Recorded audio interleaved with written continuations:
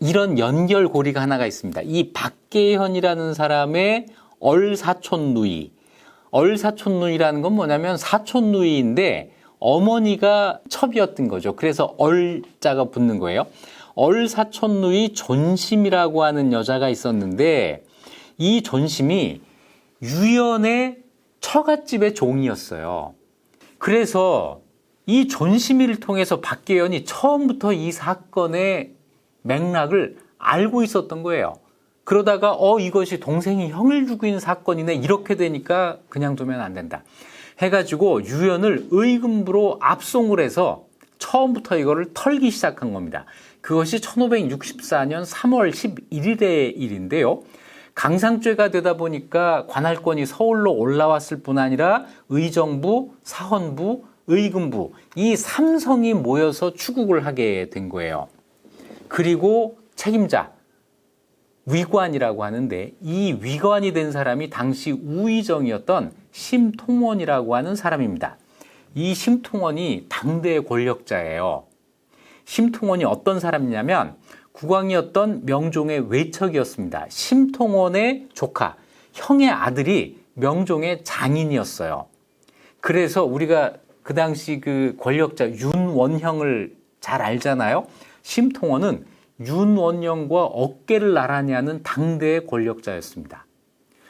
그런데 이 심통원이 이지라는 사람, 심융이라는 사람을 그 전부터 알았을지도 몰라 라고 하는 또 단서가 있습니다.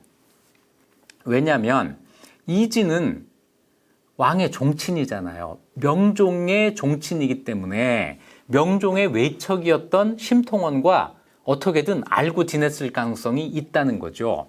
심융은 심통원하고 또 어떻게 연결이 되냐면 같은 집안 사람이에요. 둘이 한 8촌 정도의 거리가 있습니다. 자, 그래서 이 두 사람이 알려면 알 수도 있는 사람이었다라는 건데 안면이 있었다 없었다는 걸 가지고 기록마다 또 달라요. 어떤 기록에서는 서로 알고 지냈다. 어떤 기록은 서로 모르고 지냈다.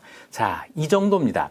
자, 그런데 이 심통원에 대한 당대 평가가 아주 나빠요. 자, 명종실록에 심통원에 대해서 이렇게 평가를 해놨습니다. 평생 동안 오로지 재물만 탐하고 몰이, 이를 모의하는 이걸 획책했다. 그러니까 평생 돈 벌 궁리만 했다 이거죠. 이런 사람한테 뇌물이 통하지 않았을까? 이런 생각이에요. 심통원에게 뇌물을 줬다면 누가 줬을까? 유연이 줬을까? 이지가 줬을까? 아마 이지가 주지 않았을까? 그래서 이지와 심통원 사이에서 뭔가 거래가 있었고 이것이 이 재판을 공정하지 않게 했을 것이다 라고 하는 생각으로 이어지게 되는 거죠. 실제로 삼성이 모여서 이 유연을 추국을 하는데 그때는 죽은 그 사람이 사실은 죽었는지 안 죽었는지도 몰라요. 왜 그렇죠? 사체가 발견되지 않았거든요. 하지만 죽은 것으로 알려져 있는 유유가 진짜냐 가짜냐 이 문제는 이미 떠나가 버리고 동생이 형을 죽였느냐 안 죽였느냐 강상죄를 저질렀느냐 저지르지 않았느냐 이 문제에 집중이 돼 버려요. 그리고 자리도 대구가 아니라 서울이 됩니다. 그러다 보니까 유연은 굉장히 불리해지죠. 자기의 그 무고함을 증명해 줄 증인도 굉장히 적어지는 거예요. 자, 이런 상황에서 재판이 벌어집니다. 유연과 사건 관련자 10여 명에 대한 조사를 하고 그 기록을 남기게 되는데 이 기록들이 또 입장에 따라 달라져요. 유연전은 유연을 중심으로 해서 기록을 남기고 이생송원록은 이지를 중심으로 기록을 남겨서 똑같은 사실을 서로 다르게 기록을 해놓습니다. 바로 이것이 역사를 공부하는 재미인 거예요. 왜 같은 사실을 다르게 기록해놨지? 그러지 마시고 다른 기록으로부터 왜 이렇게 기록을 했을까를 따져보는 이 재미가 있는 거죠. 자, 여기서 보면 이지와 심융은 유유가 맞는다. 처음에 우리들은 오히려 의심했는데 유연이 확실하게 자기 형이라고 했다. 그래서 우리도 그 말에 따랐다. 이렇게 증언을 합니다. 춘수도 불려 나와요. 이 춘수는 다 맞는데 유연이 유유를 죽인 게 맞는다. 이 춘수는 대구에 있을 때부터도 이미 이런 주장을 했었고 똑같은 주장을 여기에서도 한 거예요. 결정적인 증언을 한 사람이 있습니다. 허이손이라는 사람. 왜 그 가짜 유유 그 최은규가 내가 뭐 젊을 때 뭐 그랬지, 뭐 손재주가 좋아서 그랬지, 이래서 그 홀렸던 바로 그 허이손은 유유가 맞는다.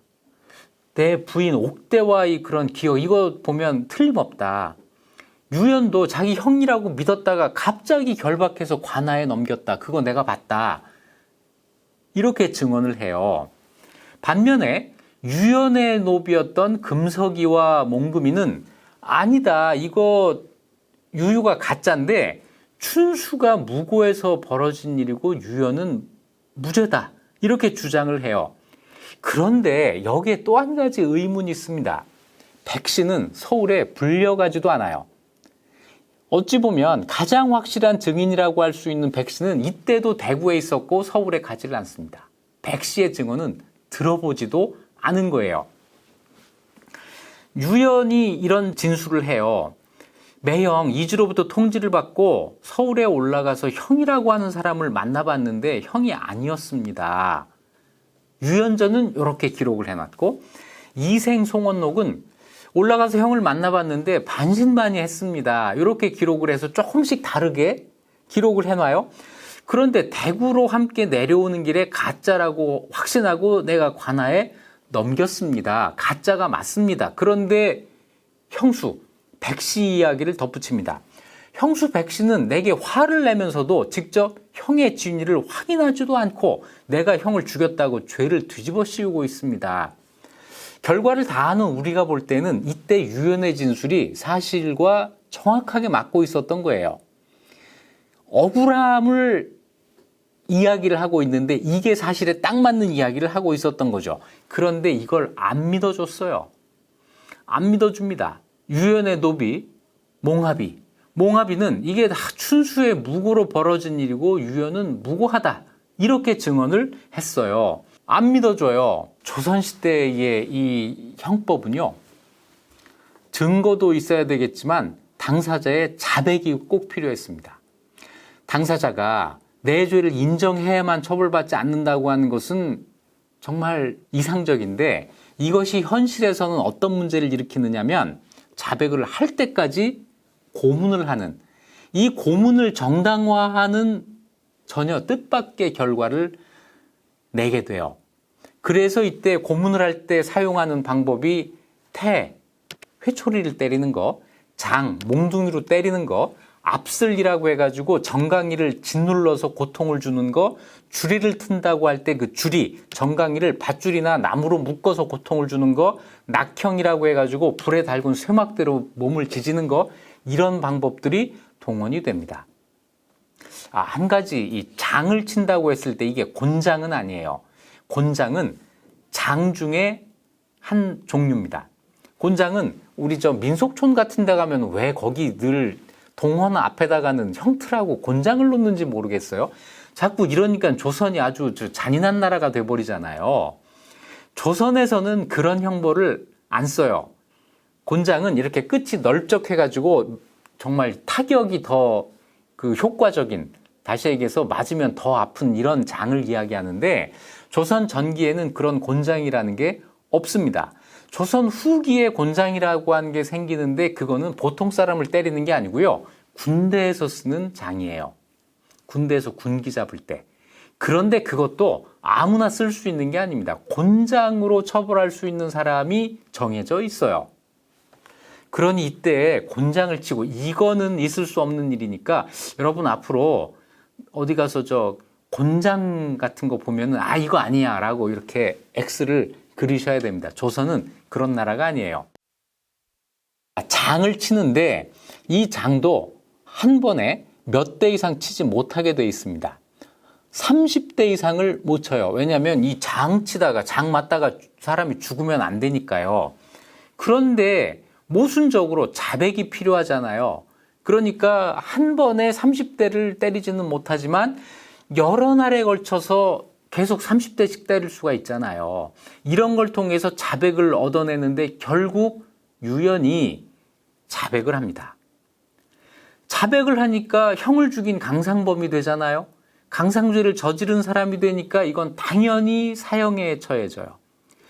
유연은 억울함을 호소했지만 어쩔 수가 없었습니다. 그래서 서울로 압송된 지 불과 9일 만에 3월 20일 날 사형이 결정이 됩니다. 그때 유연의 나이가 27살이에요.